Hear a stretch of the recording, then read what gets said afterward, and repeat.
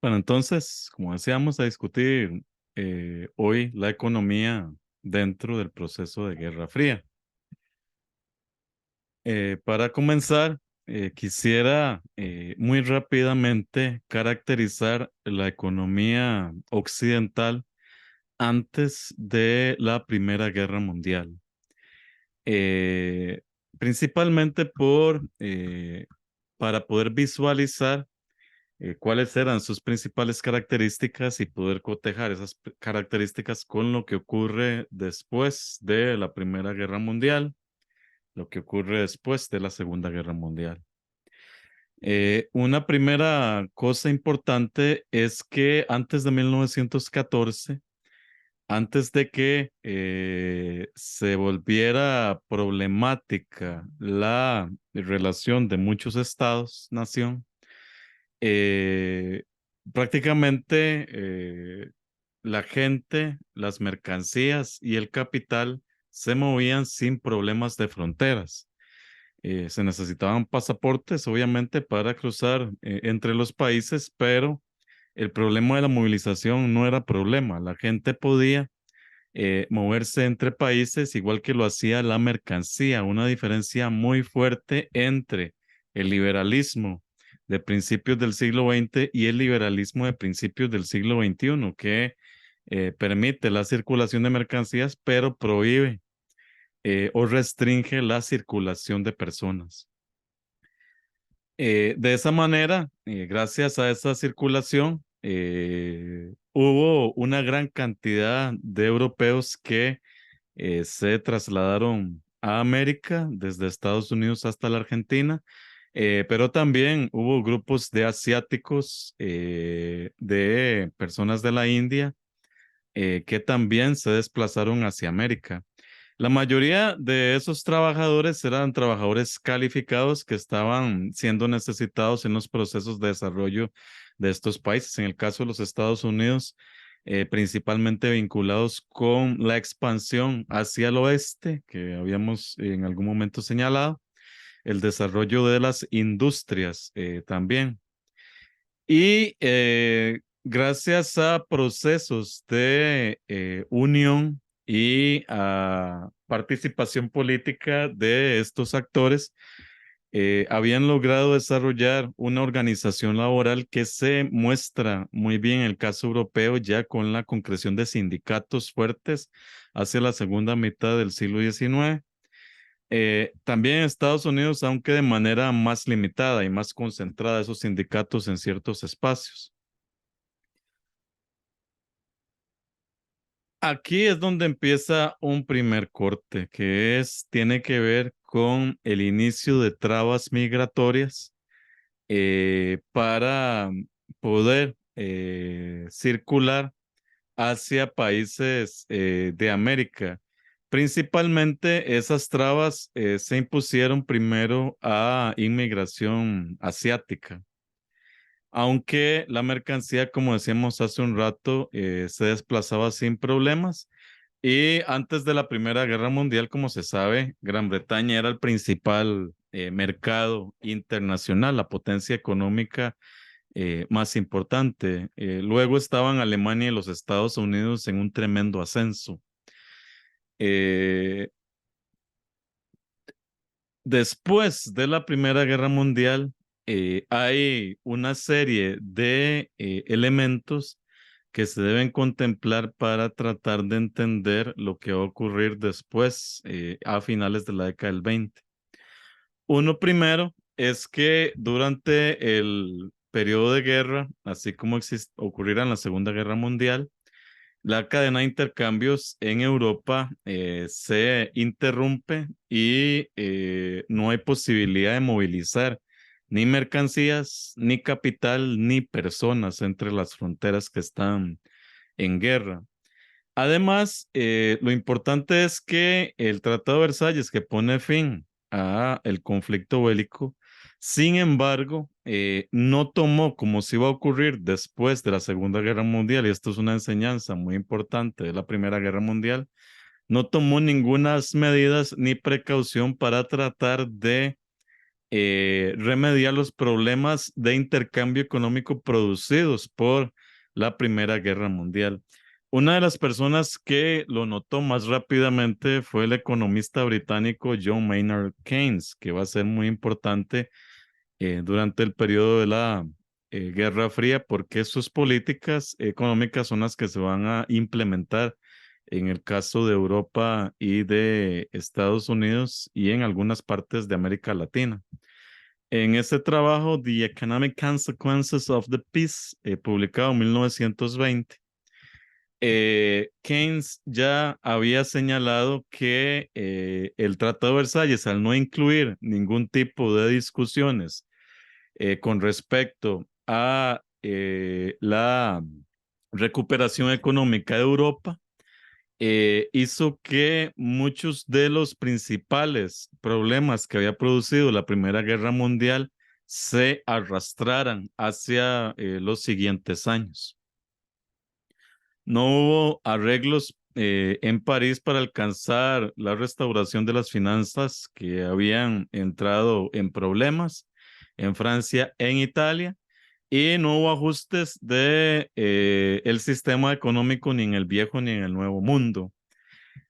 En el caso de Estados Unidos, en realidad, en vista de que Estados Unidos no estuvo su territorio metido dentro de la guerra y que su economía, como siempre pasa en los Estados Unidos, fue alimentada por la guerra, es decir, que para Estados Unidos la Primera Guerra Mundial representó su consolidación como potencia económica.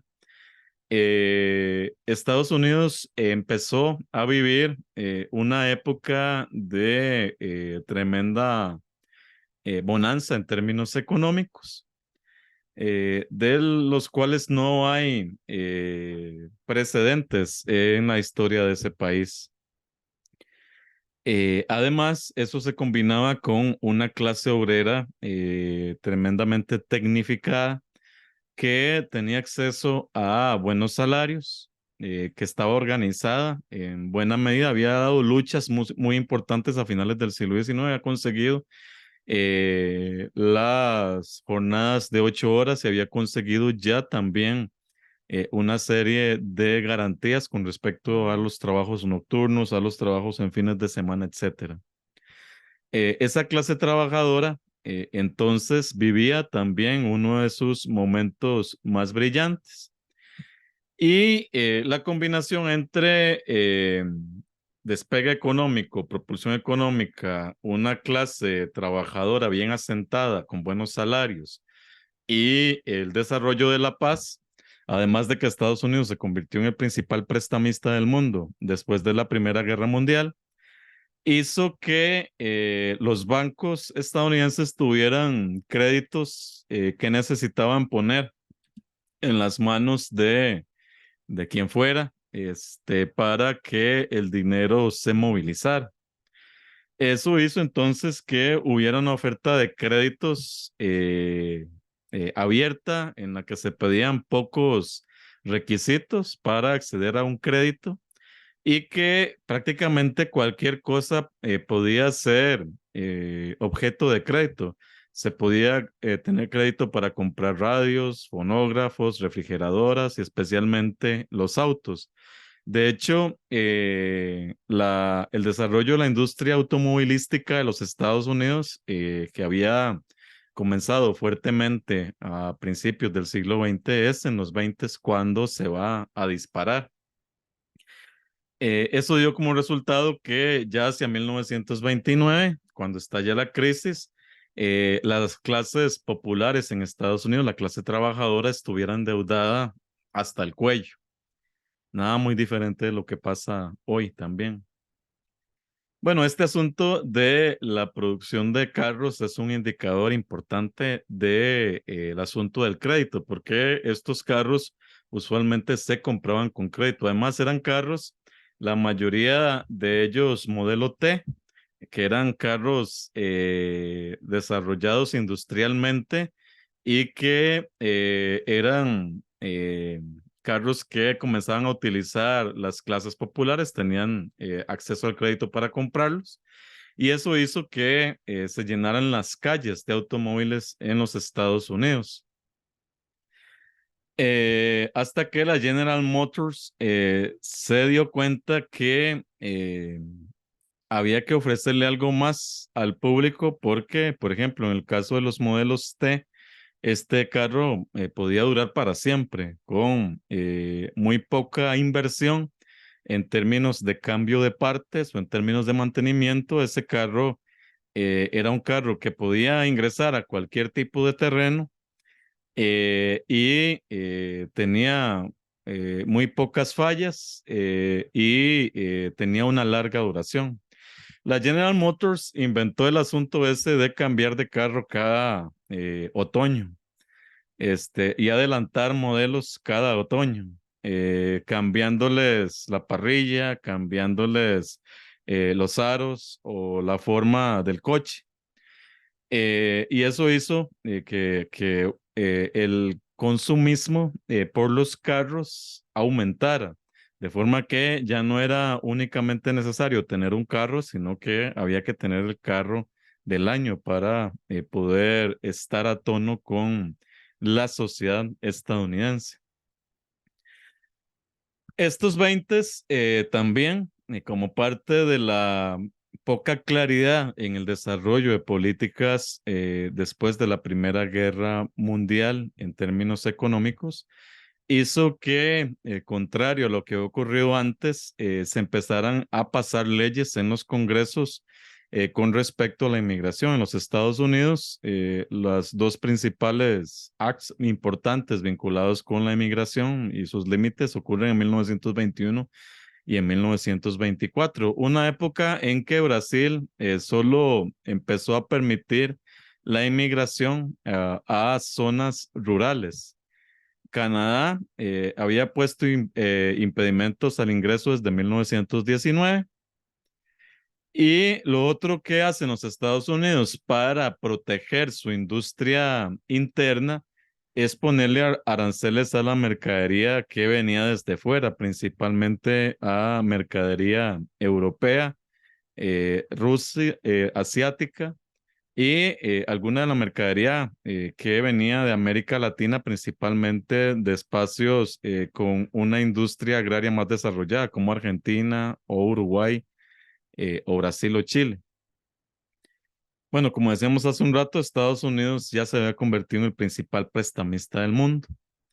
Y la bolsa de Nueva York sustituyó a la bolsa de Londres en términos de quién llevaba el termómetro de las relaciones dentro de esta economía capitalista. Entonces, los 20 tienen estas grandes contradicciones. Son una época de bonanza en la mayoría de los países de América, principalmente en Estados Unidos. Son una época de recuperación muy lenta para el caso de los países europeos porque no se tomaron medidas que pudieran ayudar a que esa recuperación fuera más rápida. Es una época, además, en la que las condiciones del liberalismo, del mercado liberal del siglo XIX, comienzan a restringirse con respecto a la posibilidad de las personas de poder migrar y también con respecto a poner barreras arancelarias que permitieran que se protegieran las industrias internas, algo que el liberalismo no veía como, eh, digamos, una política a desarrollar en el siglo XIX. Bueno, creo que ustedes conocen bien lo que este conjunto de políticas va a producir a finales de la década de 1920 en los Estados Unidos. En esta filmina he tratado de resumir esos elementos. El principal es la especulación. Y por supuesto, la especulación está vinculada con la gran cantidad de créditos que se otorgan durante toda la década de 1920 y además con el endeudamiento que tienen países europeos con los Estados Unidos también después de la Primera Guerra Mundial. Eh, Prácticamente en los Estados Unidos se especulaba con cualquier tipo de producto que permitiera inmediatamente una ganancia. Cualquier cosa que uno pudiera colocar en el mercado y que la gente quisiera comprar con la idea de luego venderla más cara era algo que motivaba mucho las relaciones comerciales en la bolsa de Nueva York. Eh, Ese tipo de especulación, desde julio de 1928, se vio que era un problema. En tanto, los productos que entraban en ese círculo vicioso de la especulación eran productos que podían perder muy rápido su valor. El caso de los carros es quizá el más importante. Los carros se compraban y unos meses después, en lugar de subir, bajaban en términos de precio. Y eso hacía que al colocarse en el mercado, esos carros recibieran un monto menor del que se había endeudado la persona original que originalmente había comprado el carro. Pero así con una multiplicidad de productos vinculados con esta locura de consumo que ocurre en los 20. El Federal Reserve Board, que era algo así como el Banco Central en el caso de los Estados Unidos, comenzó a desarrollar tasas de interés más altas a partir de 1928 para intentar frenar la especulación y también poner más requisitos para que los bancos otorgaran créditos en la compra de acciones especulativas en la bolsa. ¿Eso qué hizo? Según el esquema de la oferta y la demanda, menos crédito para comprar, menos posibilidades de acceder al crédito, menos posibilidades de especular con respecto a productos, hizo que la gente comenzara a tener cierto temor con cómo se podía comportar el mercado, algo que no tenían antes de 1929. Y por eso empezaron a evitar endeudarse y ya en el invierno de 1929 dejaron de comprar. Esto hizo que inmediatamente la cadena industrial en los Estados Unidos, que era dependiente de ambas cosas, de la especulación y del crédito, comenzara a caer de manera estrepitosa. Es decir, hacia el invierno de 1929, cuando la industria automovilística sacaba el nuevo modelo de 1930, nadie tenía crédito ni interés por comprar ese nuevo modelo. Y eso hizo que las acciones de las gigantes, principalmente la General Motors, en los Estados Unidos comenzaran a bajar de manera precipitada en la bolsa de Nueva York. Y eso hizo que se creara entonces una reacción en cadena hacia las otras industrias, de forma que ese tipo de comportamiento a la vez hizo que la gente intentara retirar el dinero que tenían los bancos por temor a perderlo en vista de la caída estrepitosa de las acciones. Y quienes tenían acciones comenzaron a tratar de vender, pero no había nadie que quisiera comprar. Entonces las acciones empezaron a valer cada vez menos hasta que tocaron piso. Eh, y ni siquiera regaladas eran interesantes. En 1929 se cierran 641 bancos en los Estados Unidos, en 1930 1.350 bancos y en 1931 1.700 bancos. Todos estos fueron parte de los que experimentaron inmediatamente, especialmente en Nueva Inglaterra, en los Estados Unidos, en el este de los Estados Unidos, fue donde ocurrió principalmente esta tremenda crisis económica, no tanto en el occidente que no tenía patrones de consumo de crédito ni de productos similares en ese momento a los del este. Y bueno, esto produjo lo que conocemos como el Gran Crash de 1929, el gran quiebre de la Bolsa de Nueva York, que se trajo consigo a la mayoría de bolsas a nivel mundial.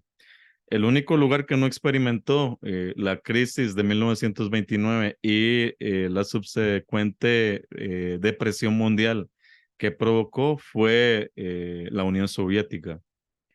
Todos los demás países que estaban dentro de la cadena capitalista que dependía finalmente directamente de la especulación en la Bolsa de Nueva York fueron arrastrados con más o menos intensidad en este proceso de crisis. Este gráfico muestra la tasa de desempleo en los Estados Unidos después de 1930 y hasta 1945. Y aquí pueden ver cómo en forma galopante, después de 1930 hubo un tremendo desempleo que alcanzó en su punto máximo en 1933 un 25% de la población económicamente activa desempleada y que no va a recuperar su tasa de 1930 sino hasta 1941 cuando vuelve a ser de 10%. Y aquí está la magia de la guerra para la economía estadounidense.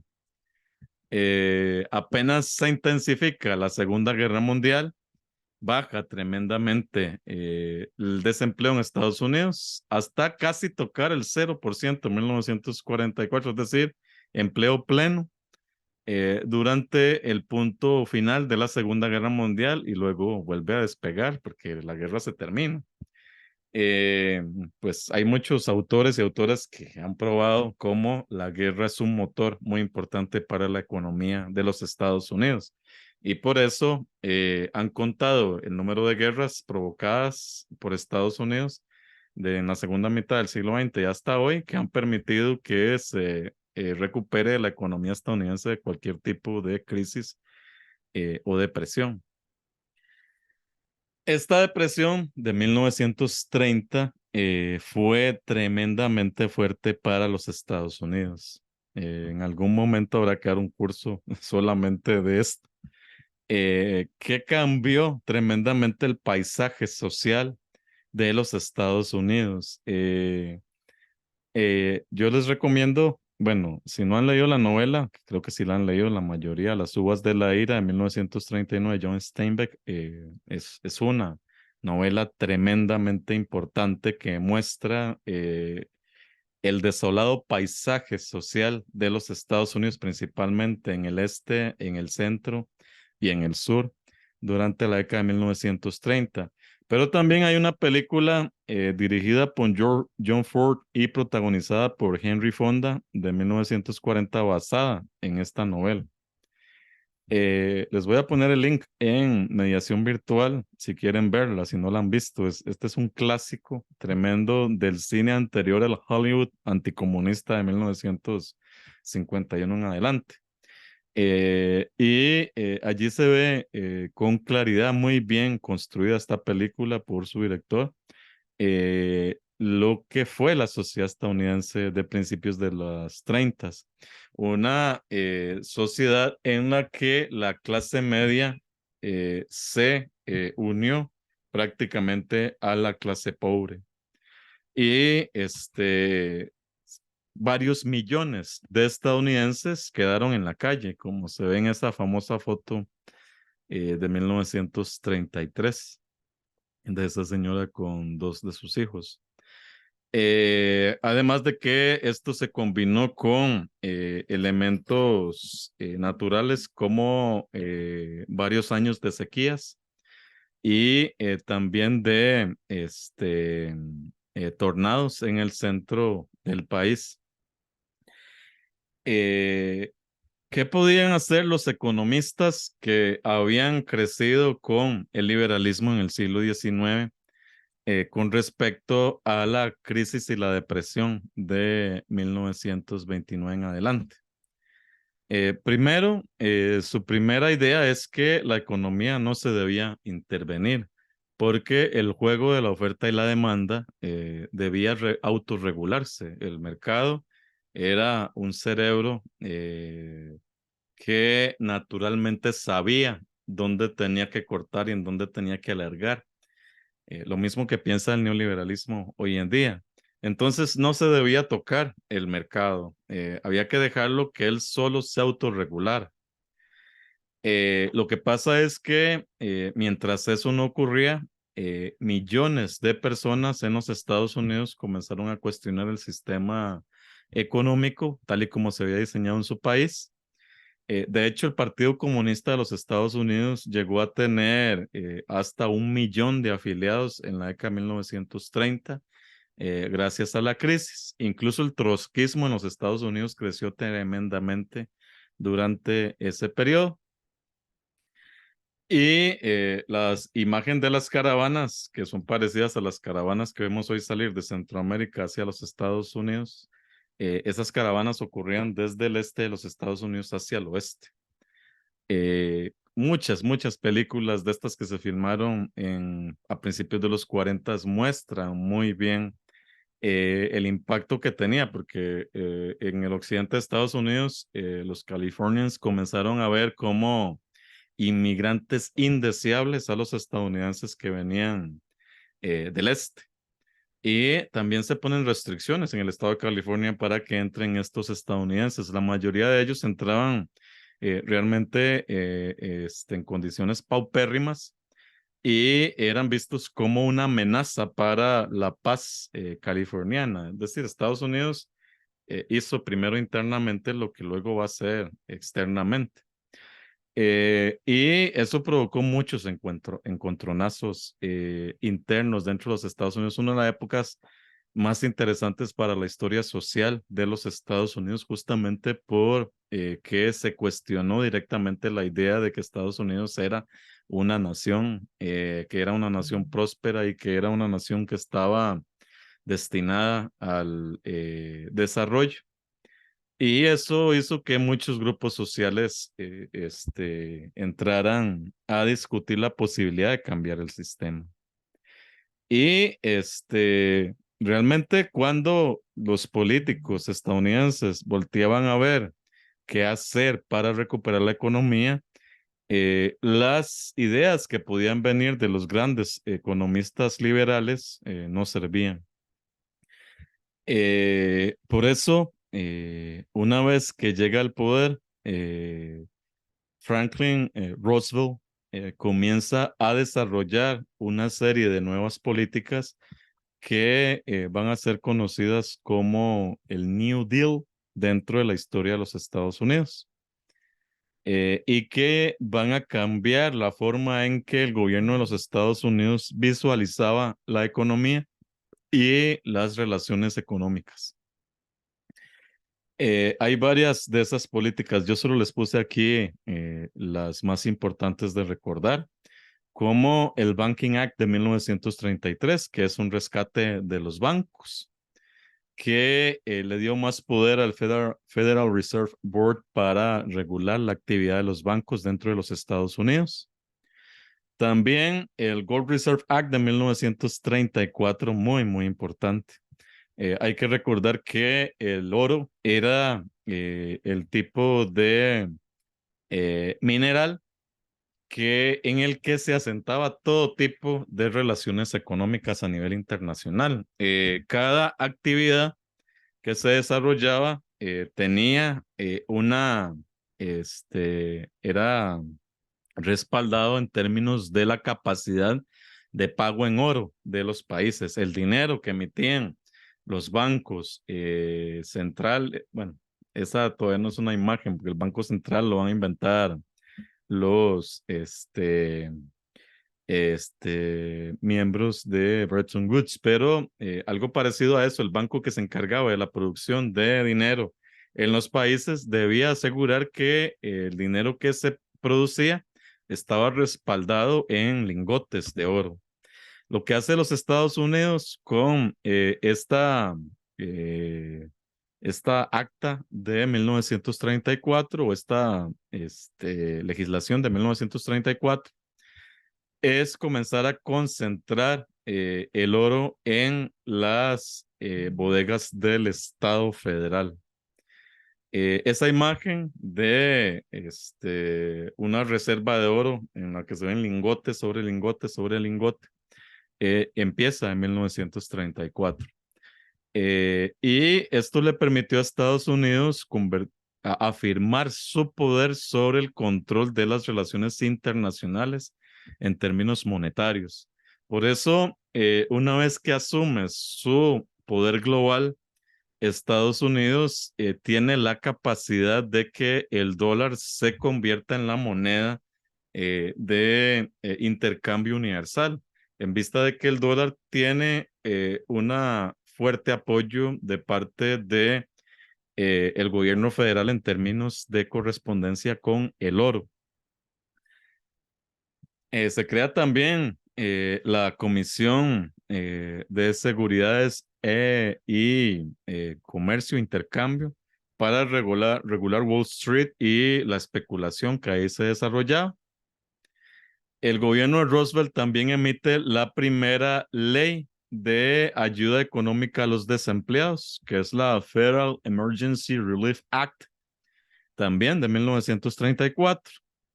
Crea los Civilian Conservation Corps en 1933. No sé si saben qué es esto, pero si ustedes visitan Estados Unidos y toman un auto y van hacia las montañas, se encuentran en las montañas, casi que en toda la Unión Americana, facilidades para acampar, casetas de policías, se encuentran lugares para hacer compras, etcétera. Eso todo lo produjeron estos cuerpos de conservación civil en los Estados Unidos.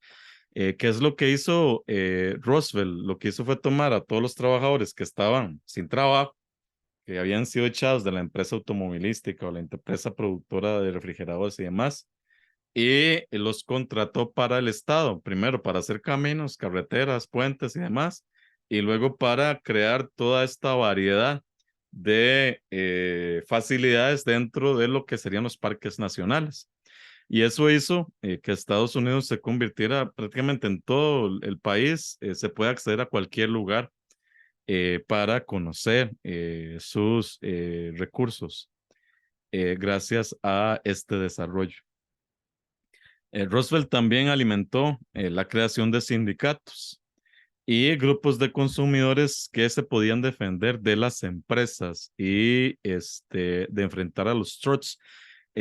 Hay, de hecho, en la Corte Suprema de los Estados Unidos varios momentos muy importantes, varias decisiones muy importantes de los supremos jueces con respecto a estas demandas de grupos de consumidores. Y para enfrentar la tremenda fuerza que tenían esos trusts económicos que monopolizaban muchos de los servicios dentro de los Estados Unidos. La Corte Suprema, además, fue cambiada gracias a que Roosevelt jubiló a la mayoría de los jueces supremos que venían de la época anterior y colocó jueces supremos nuevos, este, que estaban en sintonía con la ideología económica y política de Roosevelt. Bueno, también políticas de compensación. Y la meta principal era que la depresión de 1929, de 1930 no se repitiera, tampoco la crisis del 29. Este es un pedacito del discurso que da Roosevelt en Madison Square Garden el 31 de octubre de 1936 de cara a las elecciones. Y bueno, muy pocas veces un presidente de Estados Unidos ha dicho cosas así. Creo que después de Roosevelt ninguno. Hemos luchado contra los viejos enemigos de la paz, los monopolios empresariales y financieros, la especulación, las acciones bancarias temerarias, el antagonismo de clase, el seccionalismo, los que se benefician de la guerra. Esa gente había comenzado a considerar al gobierno de los Estados Unidos como un mero apéndice de sus propios negocios. Ahora sabemos que un gobierno de los ricos organizados es igual de peligroso que uno emprendido por una turba. Nunca antes en nuestra historia todas esas fuerzas habían estado unidas en contra de un candidato como lo están hoy, contra Roosevelt. Los une su odio unánime contra mí y yo agradezco ese odio. Si durante mi primer gobierno esas fuerzas de la avaricia y el egoísmo tuvieron su merecido, durante mi segunda administración sucumbirán. Esta amenaza eh, se tradujo así en términos electorales en 1936. Toda la Unión Americana votó por el Partido Demócrata. Solamente se perdieron 8 votos electorales ubicados nor- en el noreste de los Estados Unidos. Y esto prácticamente fue una tarjeta verde para que prosiguiera la reforma del New Deal, que fue complementada con lo que se conoce como el discurso de las 4 libertades de Roosevelt del 6 de enero de 1941. Bueno, lo que quería decir principalmente es que me emociona mucho ese periodo de la historia de Estados Unidos, la crisis de 1929 y la depresión que le siguió, que se va a extender hasta finales de los 30, fungieron como el principal cuestionamiento de la validez de la teoría económica liberal que no había sido cuestionada hasta ese momento y principalmente en 3 niveles. El primero, en el de las variables independientes y dependientes. ¿Cuál era el papel del dinero en el juego de la oferta y la demanda? ¿Qué papel debía tener el dinero dentro de ese juego? Segundo, el mercado como motor del crecimiento global creaba un equilibrio irreal o la idea de que eventualmente el mercado se equilibraría gracias al juego de la oferta y la demanda.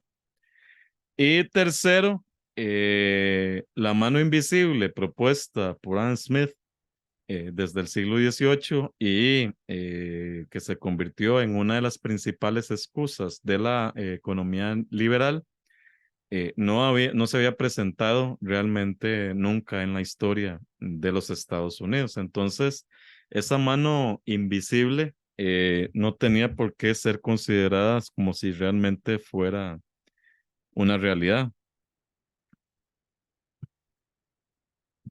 Bueno, este señor, Keynes, que ya lo mencionamos, se va a convertir en el principal asesor económico del presidente Roosevelt. Muchas de las políticas del presidente Roosevelt están inspiradas por la visión económica de Keynes. Y su visión de la economía es totalmente diferente a la liberal. Para Keynes, el dinero no daba estabilidad, sino era un factor de inestabilidad en el mercado. En su libro General Theory of Employment, Interest and Money, desarrolla la idea de que la oferta no crea su demanda, sino que la demanda determina la oferta. Y lo más importante para Keynes es que los estados deben intervenir en la economía en vista de las deficiencias y problemas que tiene el mercado como tal. Keynes no ve en el mercado un cerebro natural que resuelve esos problemas, sino que piensa más bien que los puede agudizar y por tanto debe haber alguien que le ponga límites al mercado y a los actores corporativos que en él juegan, que siempre andan buscando su mayor pedazo del pastel en las relaciones comerciales.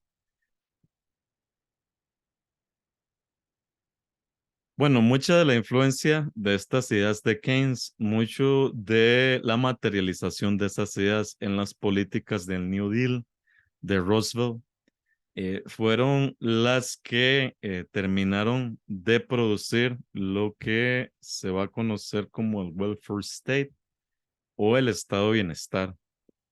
Eh, que era un Estado que debía estimular el consumo directa o indirectamente a través de una reforma tributaria progresiva, que debía alentar la redistribución de recursos y que debía preocuparse por la producción de trabajo. Si ustedes ven estos elementos, todos se van a convertir después de la Segunda Guerra Mundial en parte de los programas electorales de partidos políticos de centro y de izquierda en Europa y en los Estados Unidos. De hecho, por primera vez en la historia de Occidente, van a interesar esto de la economía. Antes de la Segunda Guerra Mundial, los partidos políticos no hacían propuestas con respecto al trabajo, porque el trabajo era una parte de las variables de la relación económica que no se debía intervenir, ni hacían tampoco promesas con respecto a la redistribución o a la sanidad o etcétera. Después de la Segunda Guerra Mundial, sí, van a ser programas específicos desarrollados por especialistas, los que van a tratar de convencer a los electores de votar por un partido o por el otro.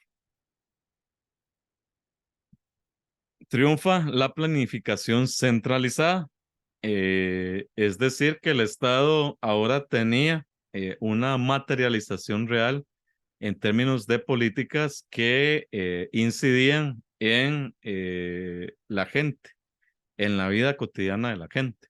El Estado debía propulsar programas, proyectos, políticas que estimularan la economía, que estimularan el empleo, y eso incidía directamente en cómo la gente veía al Estado desempeñarse dentro de su vida. En el caso de Gran Bretaña, el New Deal de Roosevelt se materializó en lo que se conoce como el Beveridge Report de 1942, que se conoce como el Social Insurance and Allied Services, que plantea los 5 gigantes en el camino a la reconstrucción después de la guerra: la necesidad, la enfermedad, la ignorancia, la miseria y la desocupación. Leonardo. Profe, una pregunta. Eh, por supuesto que hablar de planificación centralizada no se veía o se entendía como una referencia directa a lo que hacía la Unión Soviética y cómo lograron que eso no se viera como comunismo o una búsqueda o una orientación hacia el comunismo, ¿verdad? Bueno, No tan... ahí el comunismo, recordad que no es todavía el diablo al que hay que temerle, de hecho es Ujú. parte de la alianza contra los nazis. Pero en el caso de los Estados Unidos, en la década de los 30 cuando se... Allí no se habla de planificación centralizada, este es Ah, un término que se usa en Europa. ok, ok. Por ahí, gracias. Ok. Este, sí, bueno, es importante. El término planificación centralizada va a ser vinculado con los quinquenios en el caso de la Unión Soviética, pero esos quinquenios apenas se están poniendo en práctica en los 20. Todavía no son un problema. El problema real con respecto a la Unión Soviética tiene que ver con el estímulo a la lucha de clases y a partir de allí con el enfrentamiento a las burguesías nacionales y la idea de que los obreros deben organizarse para dinamitar la estructura del poder. Eh, de hecho, mucho de lo que se discute con la depresión mundial en Occidente tiene que ver con, bueno, lo que estamos viendo en los Estados Unidos y en Europa es que la falta de empleo mueve a los obreros hacia los partidos comunistas. En la medida en que se agudiza la crisis, más personas van a enlistarse en las filas comunistas, viendo la posibilidad de que el comunismo les dé lo que la democracia liberal no les está dando. Muchas de estas discusiones entonces sí están conectadas con esto que señala Leonardo sobre el peligro de la Unión Soviética, pero visto cómo desarrollar políticas para paliar la crisis y evitar que la Unión Soviética consuma todas las posibilidades que está ofreciendo esta crisis de Occidente para atraer cada vez más partidarios a su causa. Entonces, pues en esa vía es que el estado de bienestar también se alimenta sobre el terror de que el comunismo se convierta en una fuerza activa e importante dentro de Occidente. En eso, pues es importante lo que dice Leonardo.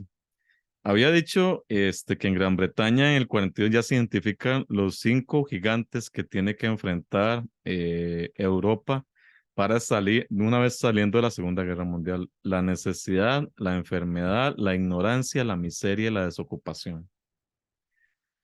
Estos 5 elementos produjeron tremendos debates dentro de Gran Bretaña. No era algo que se viera como un consenso.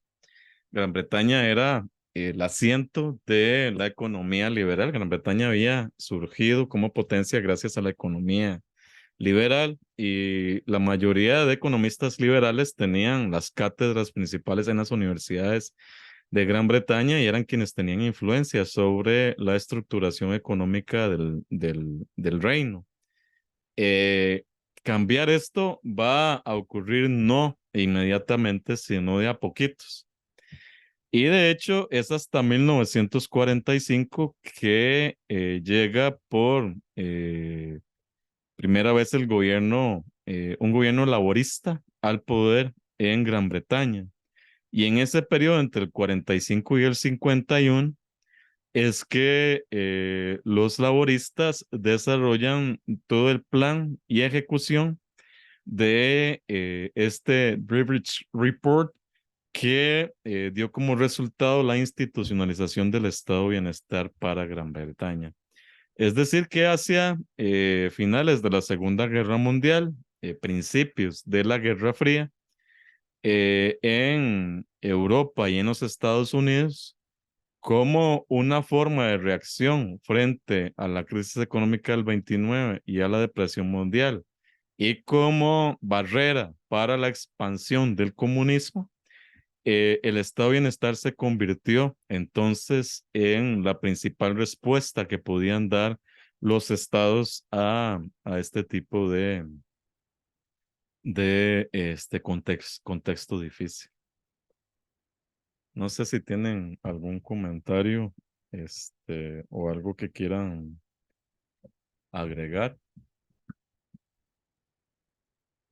Bueno, ahora sí, entonces llegamos a el periodo de la Guerra Fría, pero era muy importante para mí dejar claro estos antecedentes para poder decir algo que tuviera sentido con respecto a lo que vamos a ver entre 1950 y 1970. Algunos autores ponen 75 y llaman a esto los 25 años gloriosos. En el caso de Francia es como se les conoce. En el caso de el capitalismo en Estados Unidos se conoce como la época dorada, y también esa época dorada va a ser importante para las economías latinoamericanas. El principal elemento que se debe rescatar es el crecimiento sostenido, principalmente de la industria, y el alto nivel económico que se empieza a conseguir a partir de ese crecimiento sostenido en Occidente. Eh, Entre 1950 y 1970, el PIB de Europa creció en un promedio de 5,5% anual, que es una maravilla. Ahora, es un éxito si crece 2,5, 3% el Producto Interno Bruto en esos lugares. Y la renta per cápita europea, se cuadruplicó. Entre 1800 y 1950 La renta per cápita europea equivalía a un 1% anual.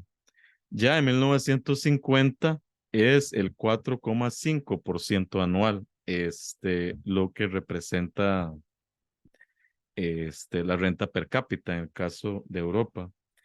Esto se puede ver muy bien y en una duración media en este gráfico que muestra el Producto Interno Bruto Mundial entre 1953 y el 2003. Esta línea son los Estados Unidos, que tienen un aumento sostenido sin tropiezos importantes entre 1953 y el 2003. Claro que van a haber crisis acá, pero no van a afectar directamente o grandemente el Producto Interno Bruto. Vamos a tener en las otras posiciones a Europa Occidental como uno de los otros lugares que crecen eh, gracias al desarrollo industrial. Y por otro lado, también vamos a tener a las economías de, eh, vamos a ver qué se me hace, Europa del Este. Rusia no va a tener un crecimiento tan sostenido. De hecho, es parte de lo que hemos discutido cuando veamos la Unión Soviética, el problema que tiene la Unión Soviética con respecto a la distribución del Producto Interno Bruto, que está concentrado en lo que se llamaba la nomenclatura. Y además el alto consumo que produce de la producción soviética los países satélites. Se ve, bueno, Latinoamérica de manera muy similar al desarrollo de estos países como Rusia. Una diferencia muy grande entre Europa, Estados Unidos y los demás países del mundo o las demás regiones del mundo. África está en lo más bajo y se comienza a ver el levantamiento de China, que va a ser impresionante después del 2001. Impresionante realmente. Vamos a ver en una clase en 15 días cómo China se convierte muy pronto en una de la segunda potencia mundial en cuestión de 25 años. El despegue económico de China va a ser impresionante. Bueno, aquí lo que quería señalar es que esta época que hemos llamado la época de oro es una época de crecimiento a nivel global. Todas las economías están creciendo en términos de Producto Interno Bruto. Claro que algunas tienen mayores beneficios que otras y eso está vinculado directamente con el triunfo del industrialismo, en donde gana este modelo de industrialización, el Producto Interno Bruto va a subir y es muy obvio, ¿verdad? Aunque con cierta claridad lo podríamos ver la otra semana que vemos el desarrollo de la ciencia durante la Guerra Fría, pero muchas de las eh, tecnologías que se implementan por efecto de la Revolución Verde son tecnologías que van a afectar directamente las formas de producción y el rendimiento de los suelos y también van a acelerar los ciclos de cosecha y de producción y extender también variedades nuevas de plantas, variedades nuevas de árboles, variedades nuevas de frutas que van a ser más resistentes a ciertas plagas, también más resistentes a cambios climáticos. Y por otro lado, también la industria genética va a tener un papel muy importante en el desarrollo de nuevos tipos de animales, que ha sido muy bien representado con las transformaciones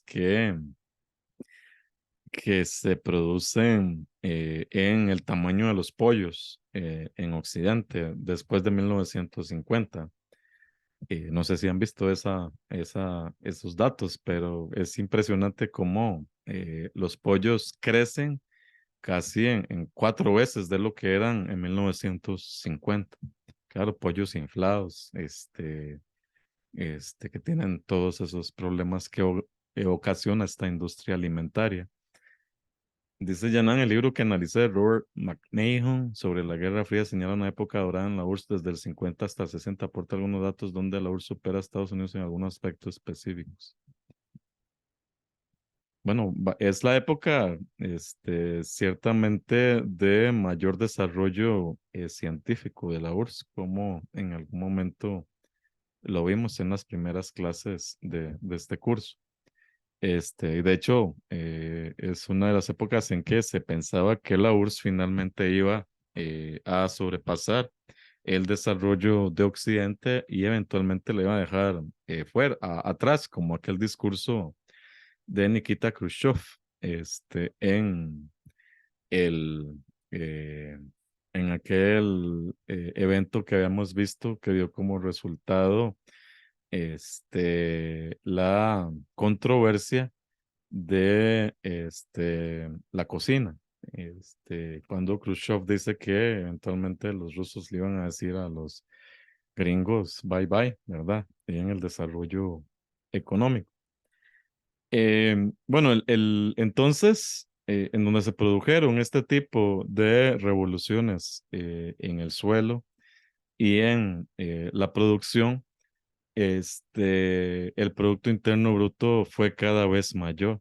Y esa asociación entre ese industrialismo y la producción permitió que el modelo de desarrollo económico que ahora estaba vinculado con el modelo del proteccionismo económico de Keynes se amalgamara con esta idea de impulsar el industrialismo. Entonces, en la medida en que podía crecer eh, el, el industrialismo, se debía proteger el desarrollo de la clase obrera, permitía también la extensión de nuevas formas de trabajo que, como vimos en una clase anterior, se representó muy bien en nuevas carreras que se ofrecían en las universidades y también el papel que van a tener las universidades en Occidente en la segunda mitad del siglo XX.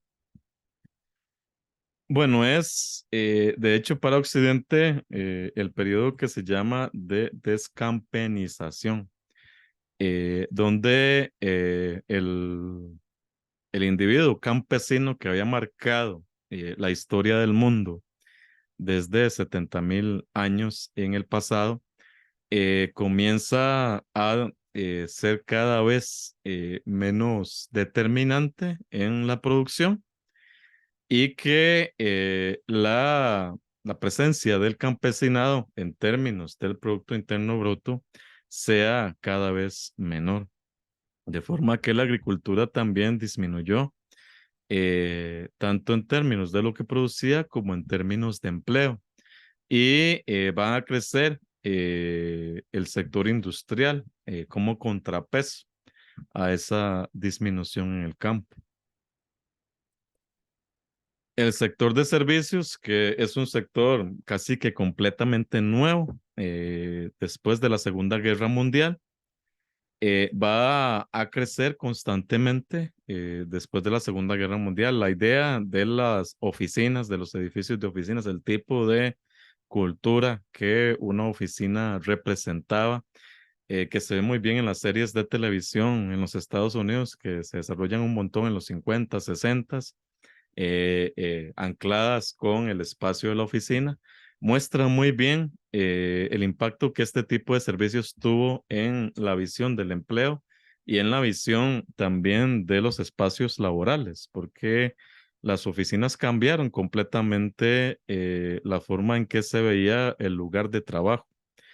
Y la localización de personas en puestos específicos, esa cadena de mandos que involucraba las oficinas, también sirvió para separar a la población económicamente activa, de forma que era posible también eventualmente afectar sus formas de organización. No era lo mismo organizarse en talleres a principios del siglo XX, en donde compartían todos y todas las trabajadoras espacios similares, tenían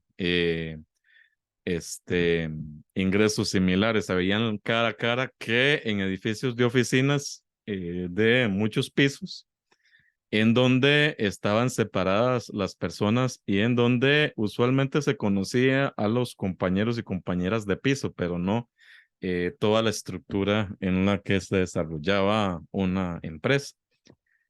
Este sector de servicios creció como respuesta a el papel que empezó a tener más el sector terciario en el tipo de información que requería la sociedad occidental.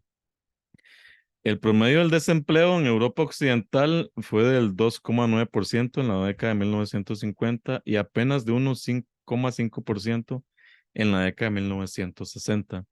Eso es así porque recordemos que el estado de bienestar, que sustituye la idea liberal de la economía, tenía por meta lograr el pleno empleo, porque en la visión de Keynes, eh, si no existía empleo, el Estado debía producir el empleo. El empleo era fundamental para tener a la gente en un espacio en que se sintiera realizada de manera individual y colectiva. Y además, el empleo aseguraba que las personas tuvieran un ingreso económico. Para Keynes, el pleno empleo y salarios altos era lo que podía hacer que eventualmente hubiera una demanda de ciertos productos que eran importantes para el desarrollo de las economías occidentales. Entonces, pleno empleo, altos salarios, igual a mayor consumo, y por tanto, entonces, mejoras en las economías nacionales. Bueno, a nivel internacional, por supuesto, en vista de que crecía el PIB, crecía demográficamente la población, se volvían más complejas las relaciones comerciales y en las relaciones cotidianas, el volumen del comercio creció el doble del Producto Interno Bruto. En términos del Estado, en Europa, vamos a ver el crecimiento y consolidación de estos estados de bienestar que tienen el papel central en la distribución de los recursos nacionales. Eso hace que también las características y las metas y objetivos del Estado se vayan volviendo cada vez más complejas. Perdón, de esa forma, la expansión del Estado produjo nuevas formas de intervención en la vida cotidiana de la gente. El Estado ahora debía llevar servicios como electricidad, como agua potable, como educación en todos los niveles. El Estado debía asegurar también el pleno empleo, de forma que tenía que tener oficinas dedicadas a eso. El Estado se encargaba de las diferencias o encontronazos entre los patronos y los trabajadores. El Estado asumía funciones que en el pasado eran de la caridad. El Estado se encargaba entonces, a partir del desarrollo del seguro social, se encargaba de los menesterosos, de las personas que no tenían acceso a una cama o acceso a alimentación diaria. Y entonces ese estado se empezó a crecer de manera cada vez mayor, de forma que el crecimiento del pleno empleo, también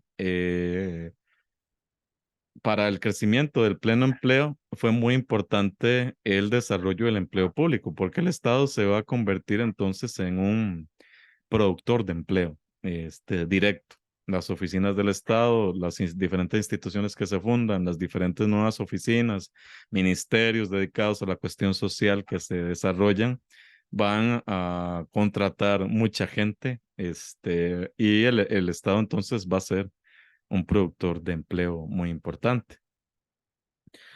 Los gobiernos en Occidente tienen un papel central en la administración de la actividad económica. Los gobiernos son los que animan, desarrollan e impulsan la producción económica. Y de hecho, la fundación de muchos bancos nacionales tiene que ver también con llevarle crédito a las poblaciones que tienen menos posibilidades de accesarlo. Crédito específico para actividades rurales, agrarias, crédito específico para educación, crédito específico para asegurar el bienestar de la familia, etcétera. La proporción de las inversiones del sector público sobre la renta global, en el caso europeo, fue del 30 a 40% en la década de 1950 y superó el 50% en la década de 1960. Es decir, en el ingreso global de las sociedades europeas, el Estado representaba más del 50% en la década del 60 de ese ingreso. Y allí pues hay una manifestación clarísima de que el Estado es el que se encarga de repartir económicamente. Y es el Estado entonces quien ejecuta la mayor cantidad de esas actividades vinculadas con la economía. Los gobiernos tenían entonces mayor responsabilidad con respecto al pleno empleo, el crecimiento, el equilibrio económico y los salarios, como habíamos dicho hace un rato, y eso se exponía, se expresaba en términos de programas político-electorales. El Estado además adquirió tareas que antes no tenía. Eso tiene que ver con el cobro de impuestos de forma más equitativa, de manera que la concentración de la riqueza no ocurriera como ocurría en el pasado, sino que el Estado debía garantizar que hubiera mayor equidad en el cobro de los impuestos y la repartición de la renta. Además de que debía participar directamente en la organización interna, de forma que que no hubiera regiones retardadas o retrasadas con respecto al desarrollo central. Auspiciar el desarrollo de sectores específicos, como decíamos hace un rato, a partir de políticas específicas dirigidas hacia ellos. Desarrollar los sistemas de seguridad social. En Europa, el desarrollo de la salud pública y de la educación pública va a ser muy importante para los estados hasta hoy, en la mayoría de ellos, de forma que el estado garantizaba que esos servicios iban a ser servicios gratuitos o incluidos dentro de la renta global. También se debían preocupar por el medio ambiente y otros elementos que antes no pasaban ni siquiera por intereses institucionales. Y bueno, en vista de que el desempeño de los partidos dominando los estados se veía en el éxito de esas políticas, inmediatamente entonces tenía repercusiones electorales. Un partido que lo hiciera bien, inmediatamente daba como resultado mejor desempeño electoral. Bueno, aquí hay un gráfico que muestra en la larga duración entre 1871 y el 2003, el tipo de ingresos que tienen los estados como porcentaje de los impuestos. Y pueden ver que efectivamente después de la Segunda Guerra Mundial, hay un crecimiento en la mayoría de estos indicadores por efecto del crecimiento de la posibilidad de imponer impuestos a rentas más altas que inmediatamente se conviertan en posibilidades de repartición mejor para la sociedad. Países como Dinamarca, países como Alemania, durante este periodo de tiempo, antes de 1980, van a ser los que lideren este tipo de cobro directo de impuestos. Pero también países como Italia o países como Francia lo van a ver también representado, aunque en el caso de estos dos de manera más baja, sí se les compara con la forma en que lo hacen Alemania y Dinamarca. Que en el caso danés es impresionante que supera el 50% de los ingresos del Estado como parte de lo que obtienen. Eh, entonces, esta solidaridad social se ve representada en el desarrollo de mercados libres, pero que privilegian el bienestar de las mayorías. En reformas tributarias progresistas que muestren esto, ¿verdad? El cobro cada vez más grande a quienes tienen más capital. El uso de ingresos para financiar políticas sociales. Esto eventualmente deviene en el desarrollo de esas políticas.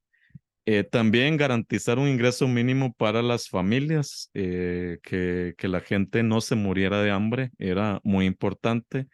Y eso significaba que tuvieran un ingreso mínimo que el Estado debía garantizar, que se desarrollaran regímenes de jubilación que permitieran que los más viejos tuvieran calidad de vida y también que pudieran tener acceso a cuidados y que las trabajadoras y los trabajadores fueran protegidos durante los periodos de enfermedad que experimentaban.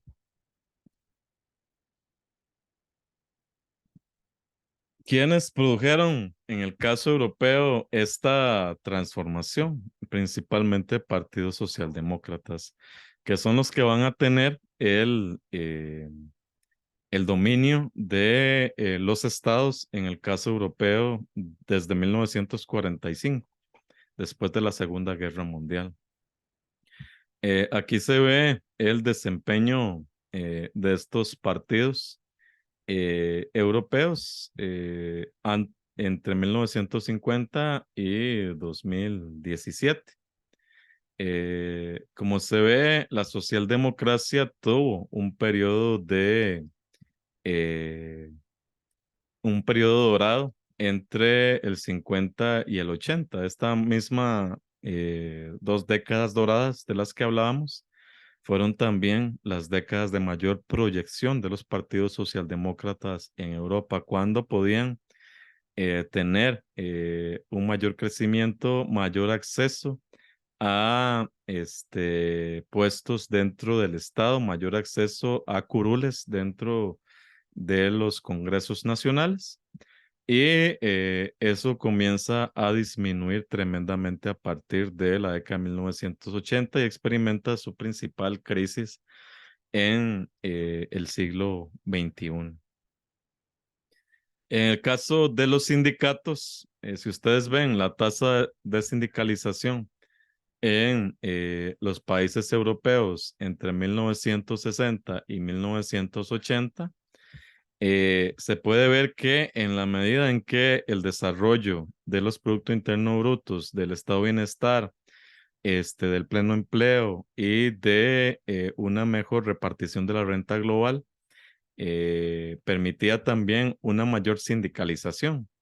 En puntos como Austria, por ejemplo, que tenía a un 67,9% de su clase trabajadora sindicalizada en 1960.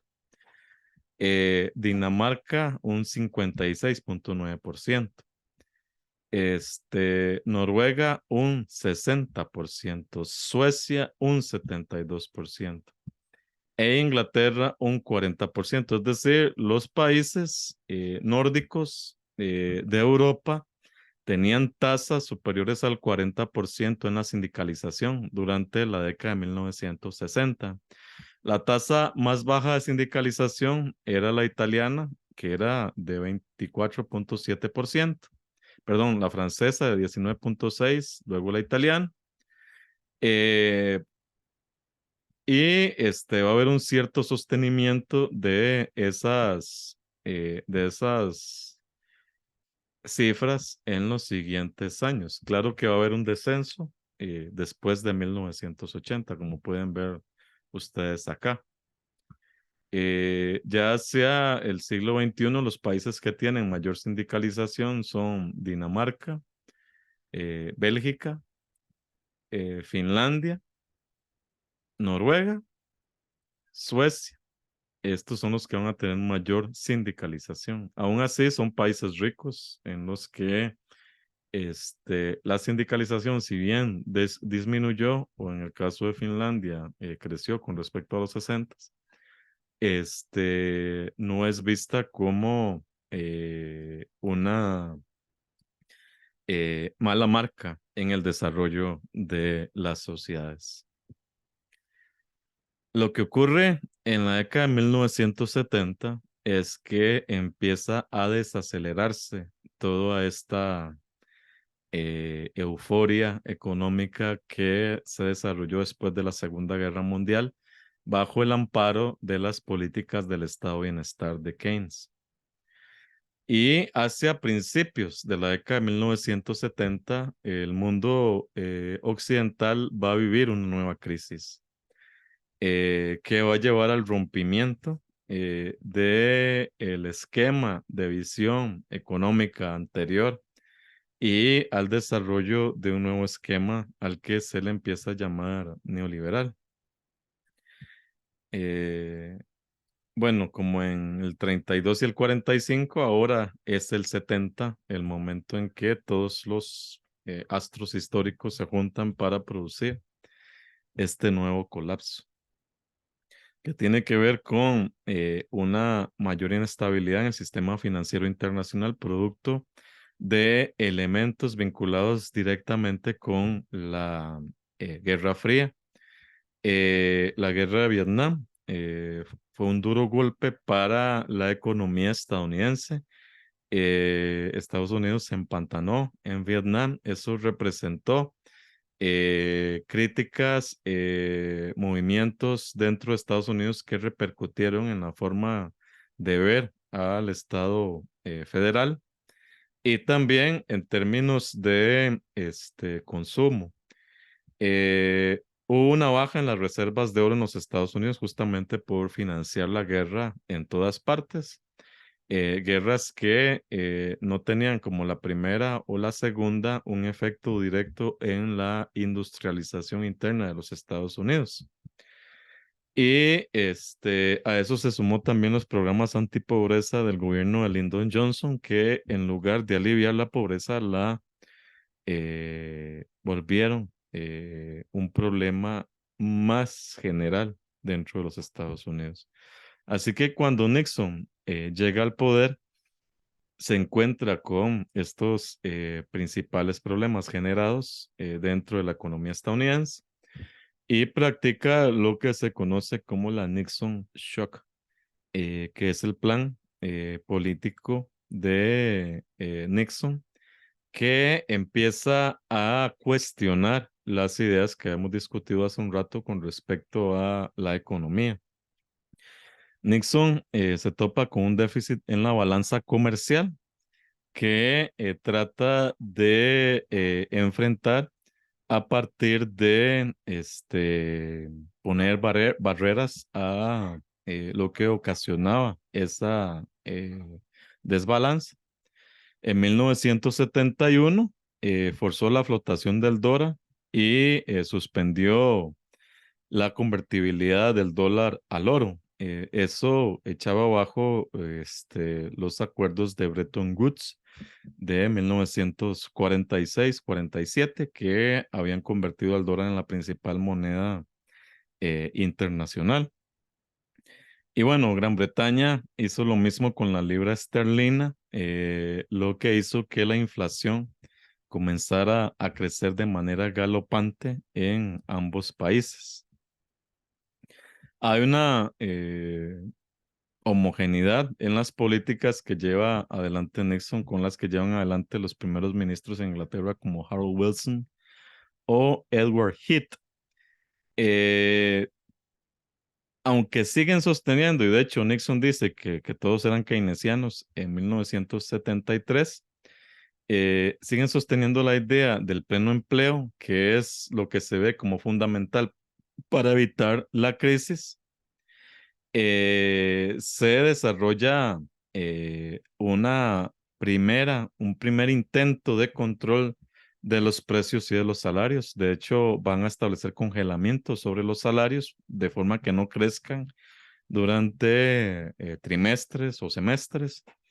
Eh, y también el congelamiento de precios, que en el caso de Gran Bretaña, ambas cosas, precios y salarios, se congelan durante un trienio, que hacen que se pierda capacidad adquisitiva de parte de la clase trabajadora. En octubre de 1973 ocurre la primera crisis del petróleo. Está vinculada con la guerra del Yom Kippur que vimos hace unas semanas y la huelga de los países exportadores de petróleo, vinculadas entonces con los países árabes, que hacen que el precio del crudo suba tremendamente. Lo mismo va a ocurrir en 1979, que es la crisis, que es lo que termina de prenderle fuego a esa estructura económica que se había ideado después de la Segunda Guerra Mundial.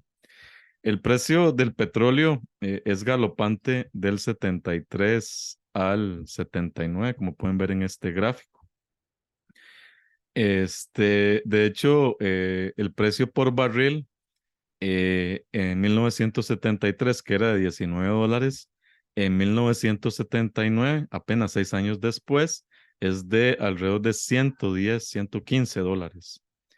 La diferencia es impresionante. Y claro, la cadena que hay detrás de el precio del petróleo involucra toda la estructura financiera y económica global. Eh, Acá lo que marca el retorno a una cierta estabilidad es el inicio de la guerra Irán-Irak. Y bajará constantemente el precio del crudo, aunque para llegar al nivel que tuvo en 1973 habrá que esperar hasta 1999 para ver cierta estabilidad durante este periodo en que se llevan adelante las Reaganomics, que vamos a ver en 15 días. ¿Quién sale ganando de esta transformación? Bueno, una nueva visión de la economía y un nuevo mesías de la economía. En este caso, Milton Friedman. Friedman era profesor de economía en la Universidad de Chicago. Había tenido en sus manos un proyecto muy importante de medición de la economía estadounidense durante todo el siglo XX y había publicado un libro que se convierte en el libro de economía más importante en la década de los 70, en la que cuestionaba toda la idea keynesiana con respecto a la economía, le otorgaba a las ideas de Keynes unos problemas en la mediana duración y él pensaba que la crisis que se estaba viviendo a finales de los 60, principios de los 70, era una crisis producida por las ideas del pleno empleo y las ideas de salarios altos. Para Friedman, el papel fundamental en el desarrollo de la oferta y la demanda no tenía que ver con el pleno empleo, ni tampoco con salarios altos. sino que era el dinero. El dinero era el centro de la actividad económica.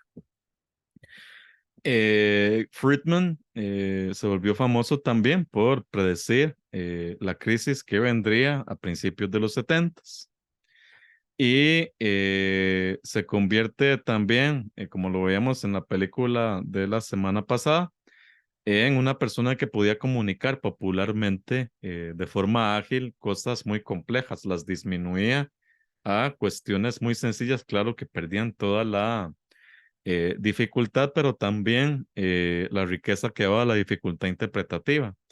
Y Friedman es el que inaugura estas frases fáciles, como decían, creo que Josué la semana pasada, que se va a ver en candidatos neoliberales hasta el día de hoy.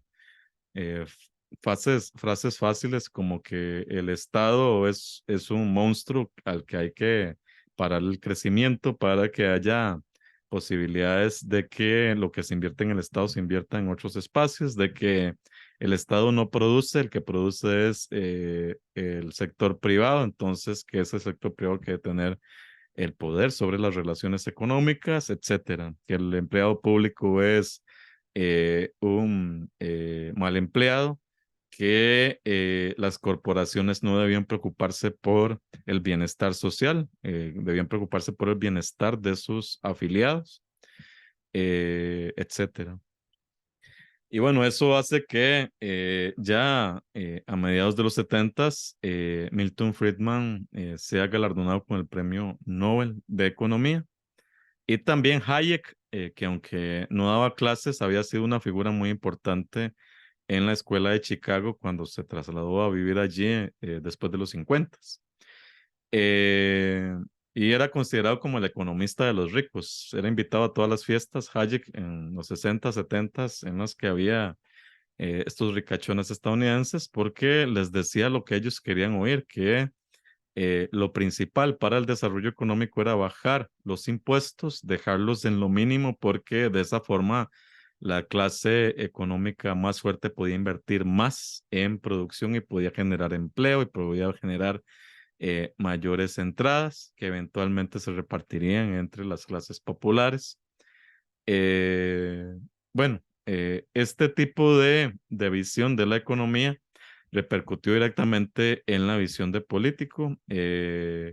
Jimmy Carter llega al poder en el 77 e inicia las primeras políticas neoliberales en los Estados Unidos. Y en el caso de Gran Bretaña, Margaret Thatcher asciende hacia la cima del poder también en la segunda mitad de la década del 70. Y ella va a ser una fiel admiradora de Friedman y de la visión neoliberal de la economía. Y va a tener un aliado muy fuerte en la persona que gana la presidencia en los Estados Unidos en 1981, Ronald Reagan. Junto con Sir Kit Joseph, otro economista, Margaret Thatcher fundó el Centro para Estudios Políticos, the Center for Policy Studies. Eso repercutió. Este Centro de Estudios Políticos generaba estudios que servían para probar el valor de las ideas neoliberales que ya estaban siendo implementadas en Chile y en algunas partes del sur de África. Pagaba también directamente estos estudios, contrataba economistas que desarrollaban análisis sobre la economía británica o global y cuestionaban las políticas keynesianas que las veían como un grave problema. Y eso repercutió en la publicación del libro Second Thoughts on Full Employment Policy de Samuel Britton, que es el libro que popularizó las ideas monetaristas de Milton Friedman en Inglaterra. Y además en ese libro se culpa al sindicalismo inglés de perpetuar privilegios, gollerías, diría Otto Guevara en Costa Rica, mientras que los otros trabajadores padecían los embates de la crisis. Es la misma lógica, no se ha inventado nada neoliberalismo hasta hoy, después de 50 años. Los empleados sindicalizados, los empleados públicos se ganan la mayoría, se gastan la mayoría del presupuesto del Estado y no producen, mientras que los empleados públicos están peor y ellos sí producen. Entonces lo que hay que hacer es disminuir la planilla de los empleados públicos, disminuir las instituciones del Estado porque son instituciones que no compiten en el mercado y por tanto no les interesa ser instituciones de impulso económico. Y bueno, esto lleva a que aflore el antisindicalismo en Gran Bretaña, que se ve además representado por los intentos de privatización o bien de ceder a los espacios privados muchos de los servicios que había tenido el estado de bienestar hasta la década de 1970. Y bueno, ese es el momento en que el Partido Laborista vota el cambio en las políticas de Gran Bretaña que se habían seguido después de la Segunda Guerra Mundial y cambia los tres pilares que habíamos visto: el pleno empleo, salarios altos, y el control del Estado. Los cambia por los indicadores economicistas de Friedman, monetaristas. La inflación entonces era la prioridad a partir de 1975. Eh, Piden un préstamo al Fondo Monetario Internacional y en el 76 el Congreso del Partido Laborista renuncia al keynesianismo y adapta la política neoliberal de Friedman. A partir de aquí se entrona en el poder Margaret Thatcher prácticamente sin ninguna competencia y va a dominar ese poder durante la década de 1980 con un Congreso ya orientado hacia una visión muy diferente de la economía de la que se había tenido después de la Segunda Guerra Mundial. Algo parecido ocurre en los Estados Unidos después de 1976 con los proyectos de Jimmy Carter de desregulación. Este, esto es tarifas, no rarigas. No sé por qué lo convirtió en eso PowerPoint. Eh, la desregulación entonces ya era un elemento importante que permitía que ciertas áreas que estaban bajo el control de oficinas públicas dejaran de depender de ese control y les daban mayor libertad. En 1980 se aprobaron tres proyectos de liberalización. Uno, el de camiones, muy importante dentro del comercio entre los Estados Unidos. Dos, la liberalización de fletes de ferrocarril, que también repercutió en las visiones del sindicato interno de trabajadores del ferrocarril en Estados Unidos. Tres, la Depository Institutions Deregulation Monetary Control Act, que básicamente es quitar las legislación del New Deal que habíamos visto que se aprobó durante los 30, la regulación en términos de control monetario. Además también un cuestionamiento inmediato a los programas sociales. Eso entonces inició la regulación en Estados Unidos que terminó de desarrollarse en 2007. El consejero económico de Jimmy Carter fue George Joseph Stigler, quien en ese momento era una de las cabezas de la escuela de Chicago. La inflación en Estados Unidos, como producto principalmente de las crisis petroleras, llegó al 15%. Es cuando Jimmy Carter pone a este señor al frente de la Reserva Federal, a Paul Volcker, quien desarrolla una primera política de shock neoliberal que hace que se pare la inflación y que lleva a que el presidente de Estados Unidos se convenza de que el gobierno no puede resolver, como lo quería Roosevelt, los problemas de la gente y que la mayoría de esos problemas debían ser resueltos por el mercado. Es decir, que en Estados Unidos, como ocurrió en Gran Bretaña, la primera reforma neoliberal la llevaron adelante los mismos partidos que habían llevado adelante la reforma para el Estado de Bienestar, el demócrata y el laborista. Y que, por tanto, esa reforma no se vio inicialmente vinculada con la derecha y menos con la ultraderecha. Era una reforma que nacía de la izquierda para, se suponía, tratar de proteger o paliar las crisis vividas por la economía en esos países. Ambos momentos son los que abren el portillo para que en la década de 1980 ascienda el neoliberalismo como la principal teoría económica expuesta en términos de política pública en Occidente, que también se va a generalizar a países latinoamericanos, a países africanos por efecto de la crisis económica del 79-81 y la intervención del Fondo Monetario Internacional y el Banco Mundial dentro de estos países, lo cual ocurrirá en los países de Europa del Este y de la Unión Soviética después de 1991, que se convierten en lugares estupendos para el desarrollo de nuevos laboratorios de políticas neoliberales, justo cuando se estaban desprendiendo de la Unión Soviética.